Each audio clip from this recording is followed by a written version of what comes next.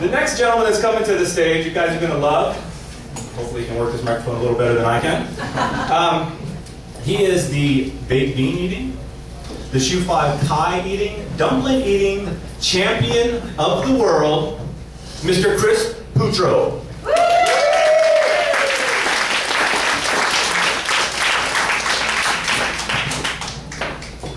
You know what? That's a reference to the Coney Island contest next week. I love the introductions for that, but I don't have a bit prepared. Hey guys, excited about the Lakers victory? Yeah! Woo! Who's not from LA and doesn't give a fuck? I guess the big parade was last Monday, and interesting. I read all the stories about the parade, and one story said 2 million people showed up.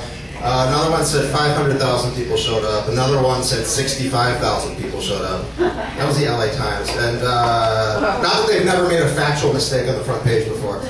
But anyway, a wide disparity, 2,065,000. I mean, it just raises the question, are illegal aliens really that difficult to count?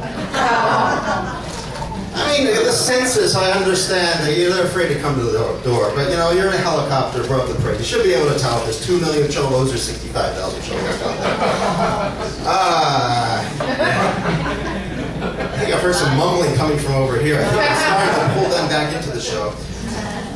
So Gary Coleman died. And of course, right away you knew this was coming. There's some wrangling over his estate, his ex-girlfriend, his ex-wife fighting over the estate. And now claims are coming in from creditors saying he owes money. They're being filed. There's one in particular caught my eye. I don't know if this is true, but this is what the claim asserts. Allegedly, Gary Coleman owed 24 years of lunch money to the Gooch. Stumbled over the punchline there, so I'm glad you laughed anyway. Thank you. I do open mics where it's like 20-year-olds. They didn't watch different shows back in the day, but at least you guys get the reference. Because he was never actually on the show. The Gooch, I think, was the Kaiser Soze of different strokes. So, I can't. Oh, nice. One powerful laugh is better than like. It's better than giggles. I appreciate that. I really appreciate that. He was cremated. I don't know if you know this. He was cremated. It wasn't right away. It was like a week or two later. Apparently, it took that long for them to find a replacement bulb for the Easy Bake Oven. That's my corny joke of the night. There's a second part to that bit about the Holocaust, but I'm going to skip that because I think you guys are here to laugh. Yeah. Okay. I read you guys perfectly. Okay.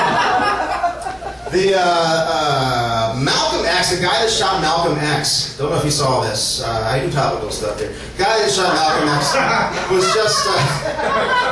was just released. He was just paroled after 44 years. And I guess towards the end he was living in a halfway house in Manhattan, and the halfway house was located on Malcolm X Boulevard. Humorous little anecdote there. You know, we appreciate the irony that he was living on a street named after the guy that he killed. But it kind of made me, it kind of reminded me of Barack Obama's situation. You know, his story, he was a U.S. Senator before he became president. When he was a senator, his office was on Constitution Avenue in Washington. And it wasn't until he became president that he started trying to kill the Constitution. So it was kind of a reverse situation, although still ironic. See, I like that joke because it'll either get a laugh or it'll get a boo, depending on you. I've gotten all boos from Blue Rooms. So yeah, I like that. I like these. I like mixed audiences. There's a cross section here. I know what to expect in the real world. Yeah. All right. Enough with the preliminaries. Let's get to the topic on everybody's mind: koala AIDS.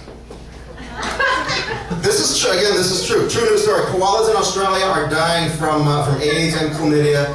It's a real disease. Koala immune deficiency syndrome. Kids, this is totally real.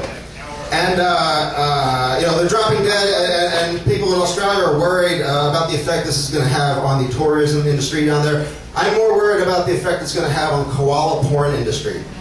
I don't know if you guys are aficionados of porn the way I am.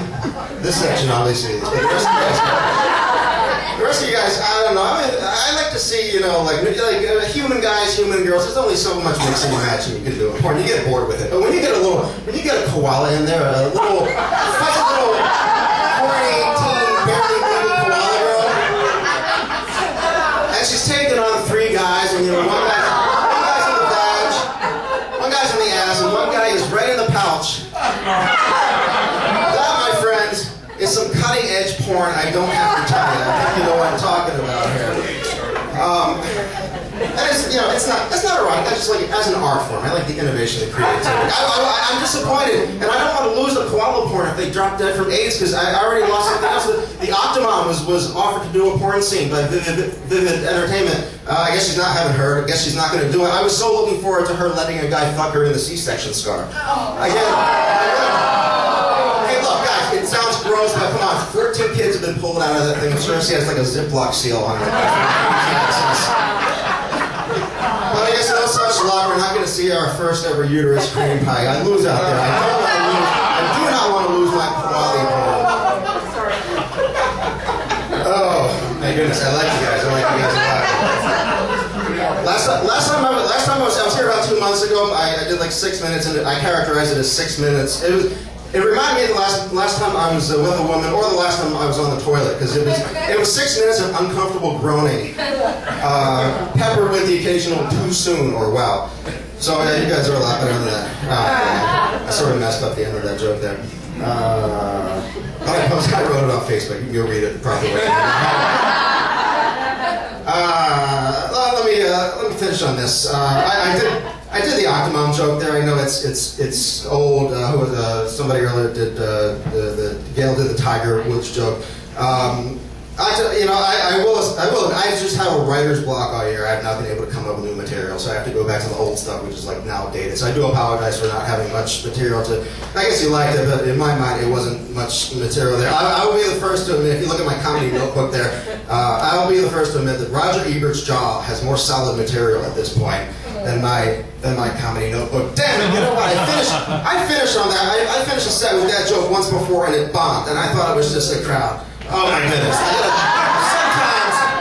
Sometimes I need to trust the crowd and not my own instincts, which are clearly off in this case. Alright, I'm done. ChrisPutro.com. You guys have been awesome.